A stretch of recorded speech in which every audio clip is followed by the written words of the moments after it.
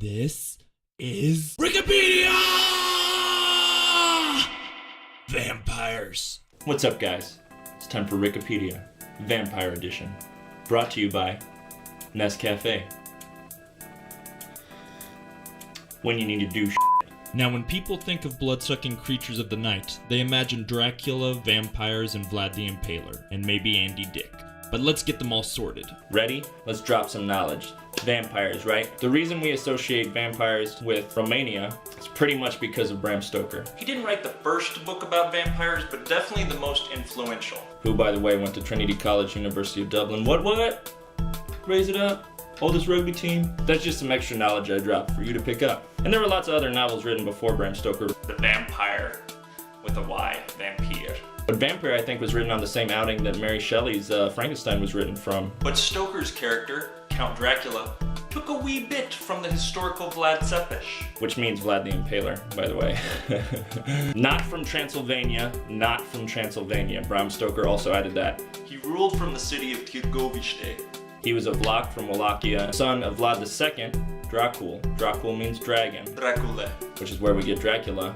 Means son of Dracula, son of the dragon, because he was Vlad Dracula's son, you know what I'm saying? The reason the elder Vlad took the name Dracula was because he joined the Order of the Dragon. However, the dragon, like the vampire, is not a part of Romanian mythology. What does figure into it is the devil, which is why a lot of times Dracula is called the son of the devil as opposed to the son of the dragon. I mean, he was a horribly gruesome dude, but he's somewhat of a national hero in Romania. He was one of the few people who fought off the Turks pretty successfully. He was famous for impaling people. Let's get to the impaling part of the dude. He figured out how to impale someone through the bum, up through, out about in front of the shoulder a little bit. As you do. So they would take 2 or 3 days to die. As you do. He was known to eat a full steak in front of these people who were dying on stakes.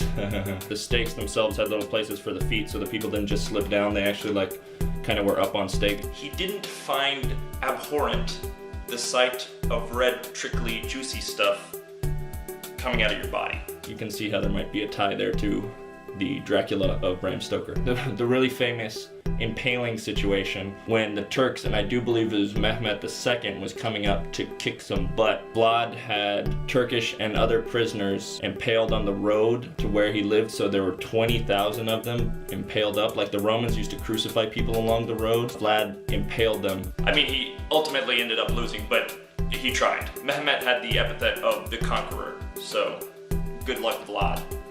You're gonna need it. They say he was decapitated and his head was put in a jar of honey and then sent to the Turks as a present. Oh, Mehmet? Is this someone's head? Oh yeah. That's that dude Vlad I was telling you about. It's in a jar of honey, right? That's honey, right? Yeah, but it's not edible, because that's a real head in there. Yeah, I could tell. It's like bloody and kind of rotten, probably from the months it took to get here. It's kind of gross. Yeah, I'm sorry about that. Why is it here? Look, honey, I didn't bring it. It's a gift from Stephen of Moldavia. Can we not invite Steve to our parties anymore? Look what he gave us. Honey, you know I have to placate the... You don't have to placate him, you're Mehmet the Conqueror. Okay, well, I'm gonna put that in the... I'm just gonna throw that away. I'm gonna give it to the bears. And that's the reason bears like honey. That last part's not true. Coffee break. Nescafe for when you need to do Woo, that is sugary. I put a lot of sugar in there. Woo. Okay, ready? On to the mythology of vampires. There's no word for vampire in Romanian. The closest is strigoi, which rise from the dead as well, but more in a zombie-like fashion. You know, it's like a combo of what we would think of as zombies and vampires, right? There's the word vampir in Hungarian. Interesting. And in Bram Stoker's Dracula, he was actually Hungarian. He's a Magyar. But, check it out. What actually happens in Romanian mythology is these strigoi come up from the dead, they rise from the dead like zombies. They don't suck your blood, they can just look at you or touch you, and then you turn into one of them.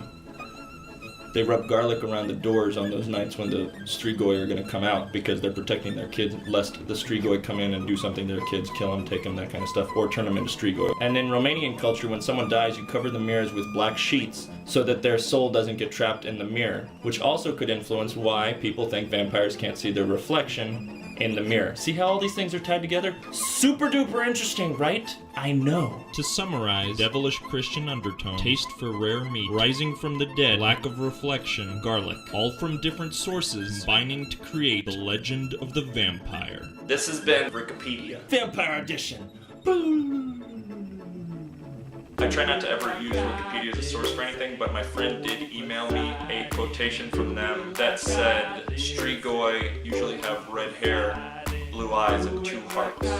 So, yes, very similar to me.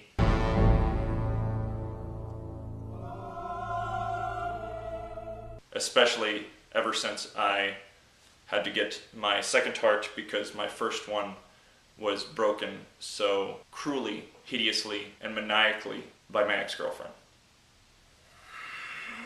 And strigoi can also turn into animals, like a barn owl. And my friends do call me Barn Owl Rick. Next time on Ricky Travels. Check it. Royal Crest of Romania.